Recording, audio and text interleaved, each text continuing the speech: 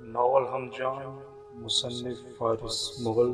اس novel کی ابتدا میں ایک مختصر کہانی بعنوان محبت کے رخسار پہ لکھی کہانی غزالہ تبسم کی آواز میں پیش خدمت ہے۔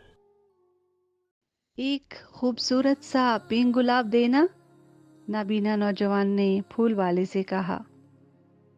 دکاندار کے پاس پنک گلاب دستیاب نہ تھا، لیکن اس نے دیکھا کہ اس کا گاہک نابینا ہے، چنانچہ اس نے نوجوان کو سرخ گلاب پنک کہہ کر تھما دیا۔ نوجوان پیسے ادا کر کے وہاں سے چل دیا۔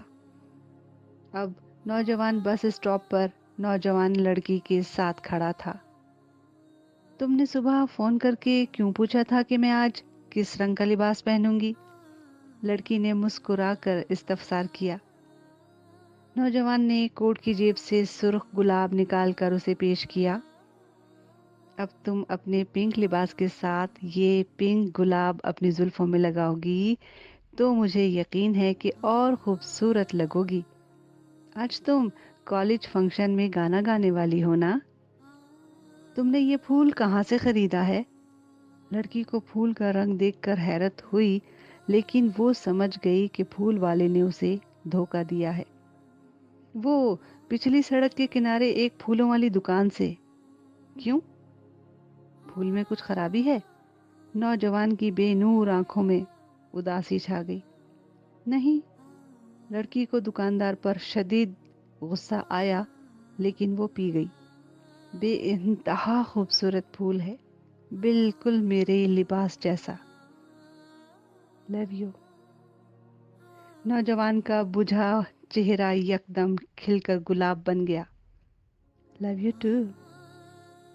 لڑکی کی کالج بس آ گئی۔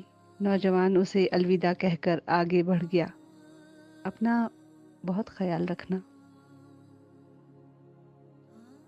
کالج میں لڑکی کی سہیلیوں نے اسے چاروں طرف سے گھیر رکھا تھا۔ آج تو بہت غضب کی خوبصورتی تم پر اتری ہوئی ہے، نئی نویلی دلہن لگ رہی ہو، نگاہ نہیں ٹک رہی تم پر۔ لیکن اگر بالوں میں بھی سرخ گلاب کی جگہ پنک گلاب ہوتا تو ملکہ حسن کا خطاب لینے سے کس میں جرأت تھی کہ تمہیں روک سکتا؟ لڑکی نے بالوں میں سجے سرخ گلاب کو چھوتے ہوئے سنجیدگی سے کہا، یہ پنک گلاب ہی تو ہے، لیکن ہم سب کو یہ سرخ کیوں دکھائی دے رہا ہے؟